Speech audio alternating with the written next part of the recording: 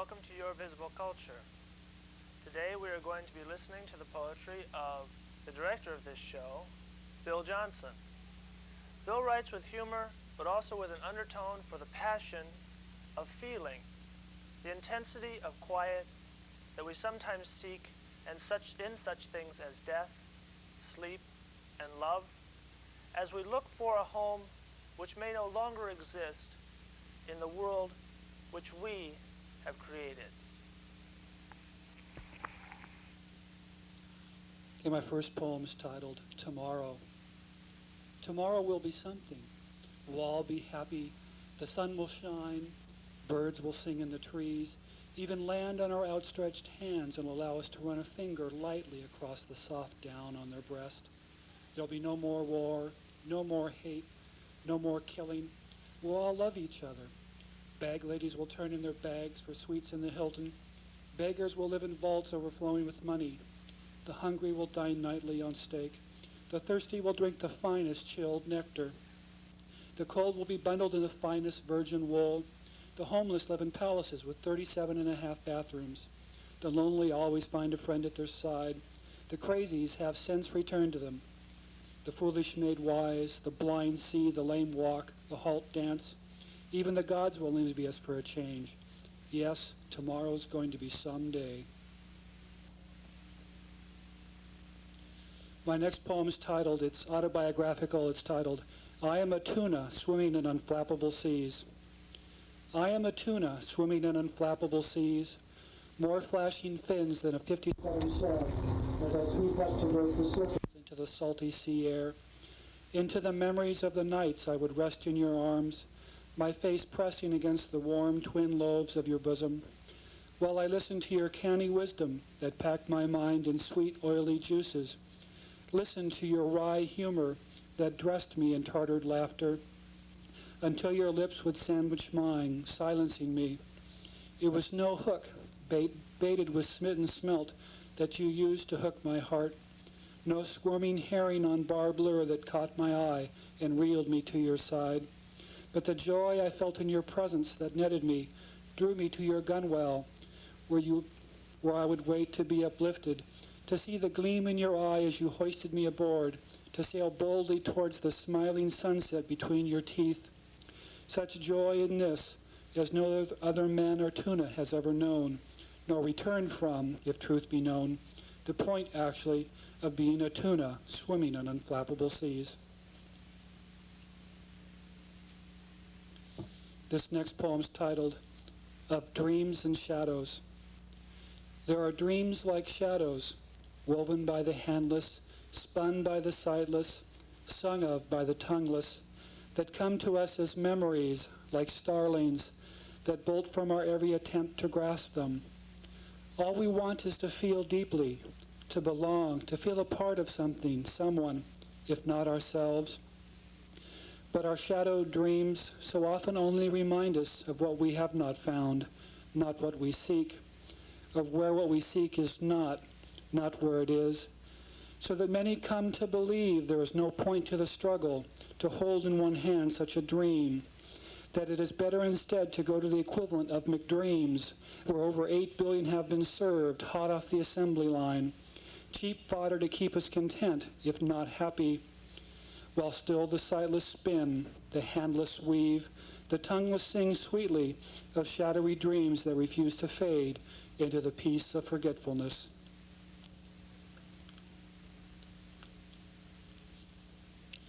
This poem is titled Points to Consider About Things to Remember, and it has a bit of a prologue. As the twig is bent, so grows the tree. A bird in the hand is worth 2 birds in the bush. Do not cast your pearls before swine, for they will trample them, then turn and rend you. A wise man speaks softly to effect, while fools shout in vain. A stitch in time saves 9. Birds of a feather flock together. A penny saved is a penny earned. You can lead a horse to water, but you can't make it drink. Behind every good man stands a good woman. The race goes to the swift. And behold the wise ant who saves for the winter, the grasshopper compared to the grasshopper who is content to dance all summer with thought of fall. Yet consider further.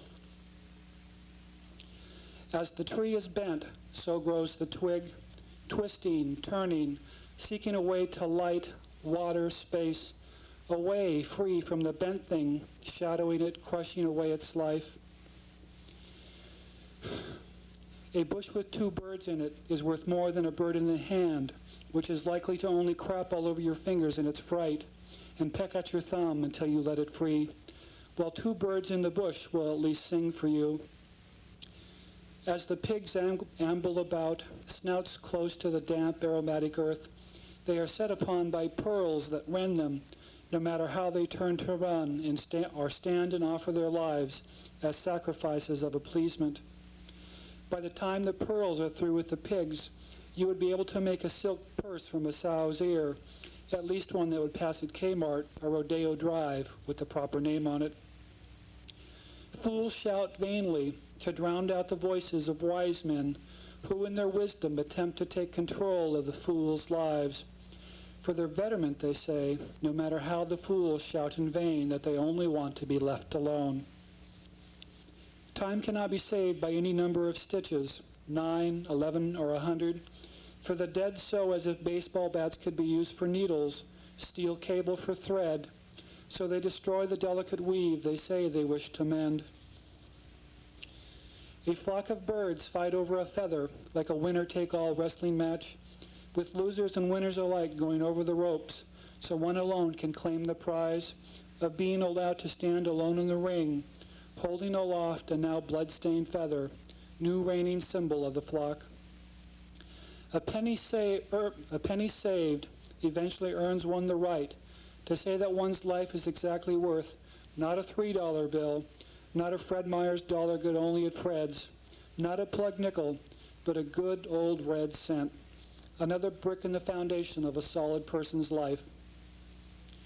It's easy enough to get a horse to drink, but you'd better be sure your equine friend is out of it before you start watering down its booze, unless the idea of a hoof planted in the rear wall of your foundation appeals to you.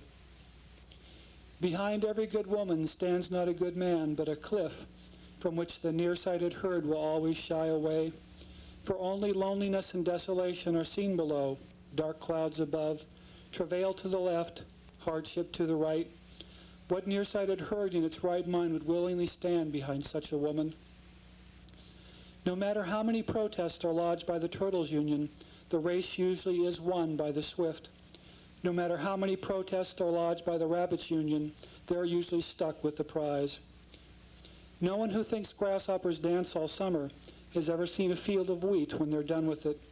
No one who thinks ants are tireless, efficient workers has ever watched a multitude of ants pulling a worthless twig 100 different directions. The twig itself having lately given up the ghost, after giving up the burden of growing free of the twisted tree that gave its birth, then drained away its life. Ponder these points well, you fools who consider yourself wise, you wise ones who try to pass yourself off as fools to save yourself. Such is the beginning and the end.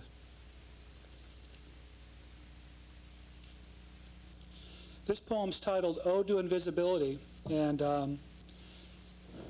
I worked at a job as a security guard, and for a lot of people, you might as well be a piece of furniture. I mean, they walk back and forth, and they never see you, and so this was written for someone that never saw me.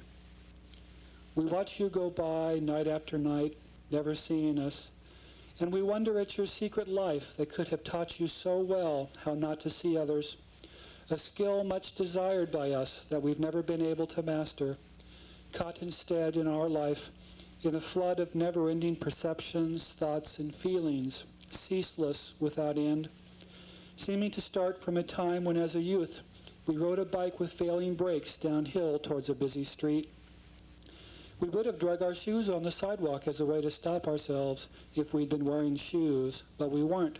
So we did the next best thing, or so we thought at the time, and stuck our big toe, which had an overgrown nail, to the sidewalk, shortening the nail considerably by and by, and leaving a red trail behind the bike, but by God we got that bike stopped. But what we didn't know was that it would be the last time we would ever manage to stop ourselves in a life that became a comic misadventure in trying to put a brake on the flood of our feelings, thoughts, and perceptions. but only time after time, yanking on emergency brakes that came off on our hands, stepping on brake pedals with both feet and watching them drop to the floor without effect, except to leave our mouths hanging open in dull surprise just before we crashed headlong once again into another solid wall of confusion and misunderstanding. What is it about your secret life that taught you where the working brakes are, I would ask you. But I'm afraid if I spoke to you, you wouldn't hear me as well as not see me. And it seems easier to simply keep my big toes safely up in the air and not try and draw a red line across your path and dare you not to cross it. Until you've spoken to me, seen me, known something of me, melodramatic to the end, no matter what I do with my big toes. Do you understand now why I smile so and look up so expectantly every time you pass by, not seeing me?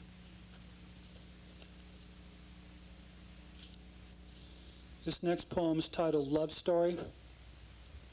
The dead try and make love to death, even though time has stripped them of the means, for lust has sunk into their very bones, an itch that can never be scratched, a fire that cannot be quenched, a feeling of dread that just won't go away. Death is only slightly amused by it all, the bony hands always reaching for her, the lipless mouths always stretched out to her, the eyeless faces shorn of the need to look away, insistently trying to catch her eye. Never one for sleep, at least at one time, she would pause in thought. Now every pause finds trembling, bony fingers trying to slip inside her robe. She wants to complain to someone about this, but Hiroshima and Nagasaki so close together put her in a bind she still hasn't recovered from. As she pauses to think of this, I almost get my hands in your robe, but you wake then and tell me angrily you're trying to sleep, so I lay back in bed and wait for my hands to stop trembling. This next poem is called The Constant Friend, and I wrote it for a friend of mine called Mendel Mary, and her mind was blown, and she pretty much wanted to die. So finally she was in a car accident, and that's what she wanted. So this poem is for her. In the end, there was one constant friend, waiting, true, faithful, waiting while we live out our lives on stages dark or light, until we have finished our scene and leave out the only exit. But some call to the constant friend for an early leave from a life that has become a burden, calling to the constant friend to release them from a darkness that terrifies them to a darkness filled with peace. No harps or singing or wings sought, just a release from the pain. Not youth, not passion, not gold, not fame sought, just a release from the pain. No justice or freedom or truth or the American way or hope for a better tomorrow, just a release from the pain, please, they cry to the constant friend, the faithful witness. But even as they call out, still those in the dark are afraid of what would await them. So they cling and cope as best they can or can't, fearing what would happen if they tried to leave before their time, fearing they would not only hurt those left behind, left to clean the blood from the bathroom tiles, the vomit from the bedroom floor, left behind from what a finger down a throat couldn't bring up in a last attempt to cancel the trip. Yes, those who live in the darkness must also wonder what price they must pay for their attempt to escape.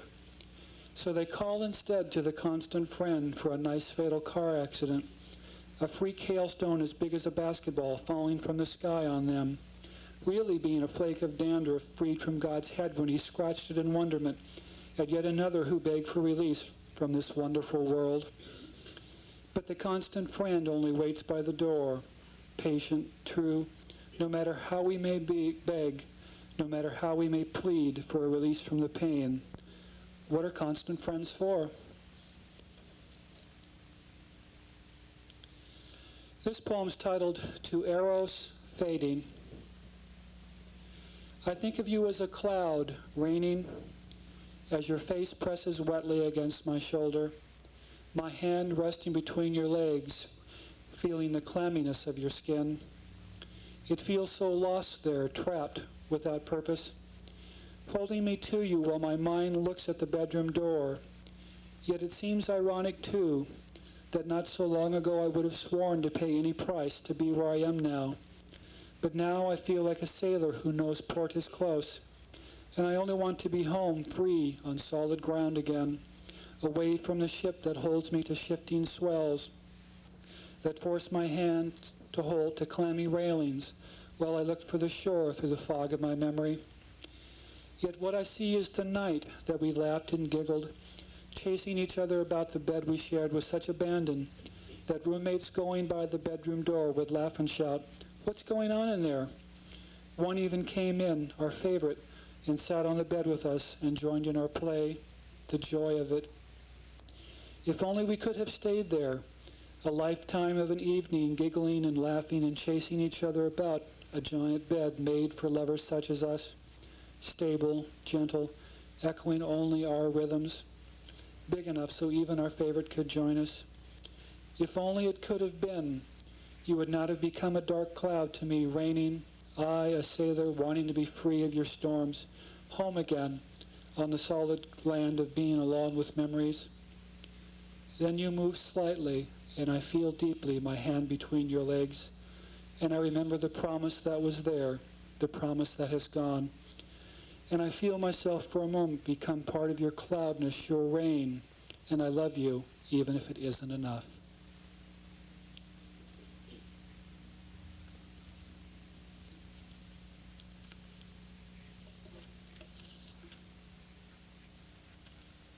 This is going to be another autobiographical epic love poem, and it's titled, I Am a Deranged Prairie Dog. I am a deranged prairie dog, howling at the moon like a wolf, for my heart has been judged by you and found wanting. The other prairie dogs are annoyed at me and try and stop my howling by hitting me on the head with sticks, but it does no good, for it is a lesser pain than when I feel in my heart when I think of being apart from you.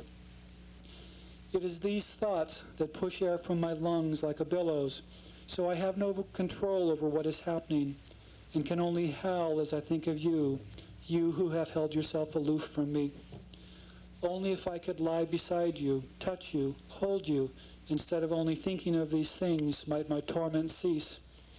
But I have lain alone too long, a torment more than I can bear, even if I am a prairie dog. As I am inconsolate, my friends leave me to return to their dens to watch reruns of Bonanza, turning up the volume of their TV sets to drown me out. What is my misery compared to the antics of Pa, Hoss, and Little Joe? They should have listened when I outlined my plan, that though you were human and lived in an apartment house surrounded by a sea of cement, what would that be to 40 or 50 prairie dogs armed with pickaxes, crowbars, and a little dynamite? How simple it would have been then for me to find a way to the door of your heart, or if not that, the ladder to your bed, where I might plead my case before you and sway you with the passion of my plea. But my friends would not see the logic of my plan and left me, thinking a coyote would soon come along and deal with me, as I was out of my hole as well as my gourd, they thought. But I howl so like a wolf, no coyote will come near, so I am left alone to cry in the night.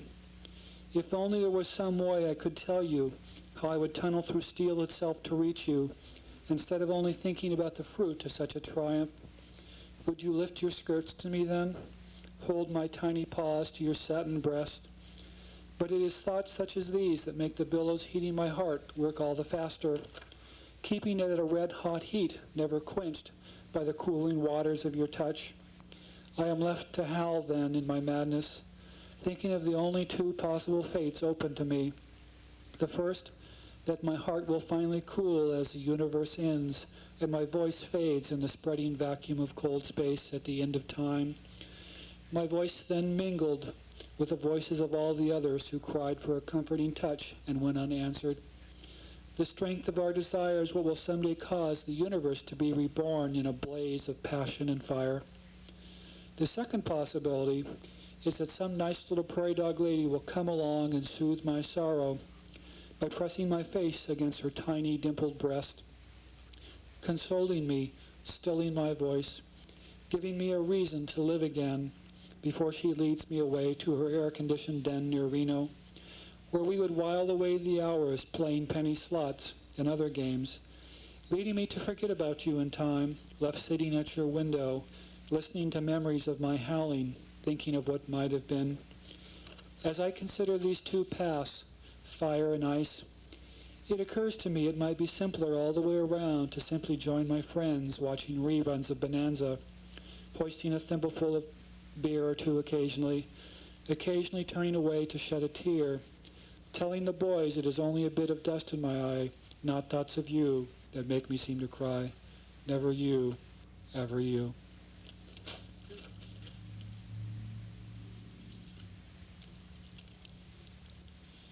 Oh, here's another love poem. It's titled Looking Back, and this is for a friend of mine named Kathy. I remember the night we couldn't sleep. I tried to count one by one the tawny hairs of your back, but you were so tickled by my breath that you squirmed about, knocking my nose, so I laughed, and how to start again over and over, until I got so lost I rested my cheek in the hollow of your back and remembered other soft and warm places I had been with you during the night. You ran your fingers through my hair then, one going lightly round and round into my ear.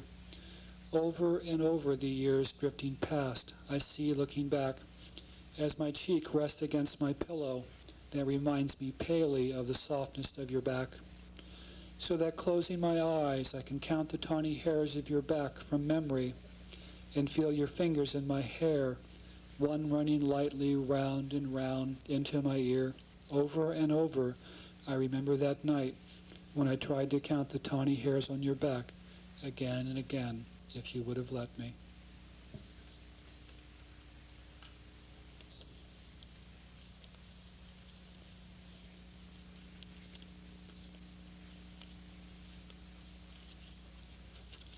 This poem's titled Of the Difference Between Snickers and Three Musketeer Bars. Sometimes I'll hear people laugh, and I'll think back of the time when others took home 6 packs of beer, I took home 6 packs of Snickers. I tell myself I'd only eat 1 a day, maybe 2, swearing, promising this, but my 6-pack of Snickers rarely saw sundown. My mother, on the other hand, when I was a child, was partial to 3 Musketeer bars, and would occasionally give me some change and request that sometime during my upcoming travels and travails around the neighborhood, I stop at a store and buy her a 3 Musketeer bar. It all seemed extravagant to me, this pretentious candy bar and its bright red and white package. The candy bar itself so soft, while a Snickers was something a young man could get his teeth into. But slowly I passed through the stormy time of the old age of my youth, to a time when putting a Snickers into my mouth seemed the same as putting soiled straw there. So too my mother no longer asked me to run any candy bar errands for her. I had reached an age when small favors sometimes carried a large price. Now as I sit alone in my room by a window, a grown man, unmarried, living alone, I wonder if there is a child in my loins waiting for the day I should ask it to buy me a pretentious candy bar. At times like that I wonder if children existing unborn in my loins is all it's chalked up to be. My mother, when asked, only smiles.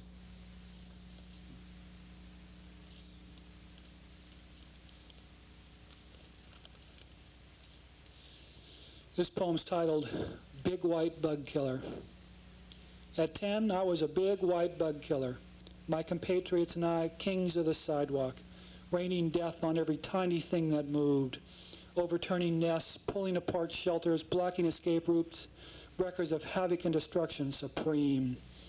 At times, during a lull in our efforts, we did sometimes wonder if there was mourning in the hives for the bees that did not return, if the ants wondered about their comrades who never returned.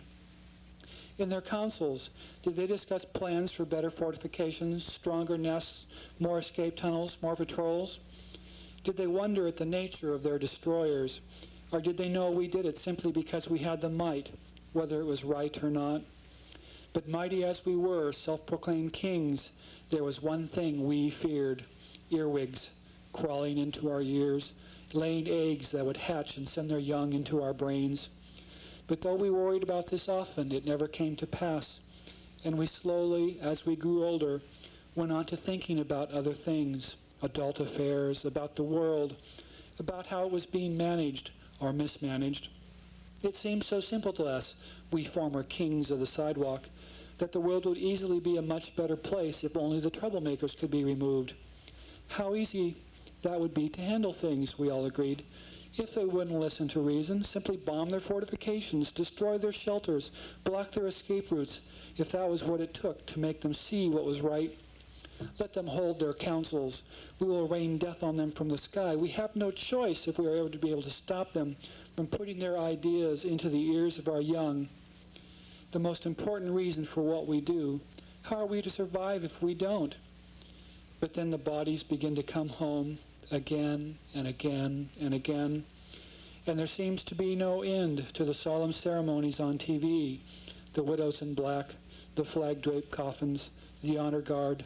Such a pageant, better than a rerun of Star Trek any day. But it goes on until it seems there should be a flag-draped coffin on every corner, proclaiming someone else who served and paid the price for believing that killing and destroying can make things right. And finally it makes one wonder, where did the darkness come from, this idea of making a better world by killing everyone who disagrees with one's current foreign policy? When were we married to it? In what dark ceremony was it consummated in our minds? And what is the way back, if there is one, that will stop the bodies from coming back? Perhaps if when 10 we could have heard the cries of the small voices of the helpless things we crushed, so mindlessly destroyed, we wouldn't be forced now to hear the cries in the night of ourselves looking for a way back to the light that may no longer exist in the world we've created for ourselves, as surely, if as blindly, as we proclaimed ourselves kings at 10. Thank you.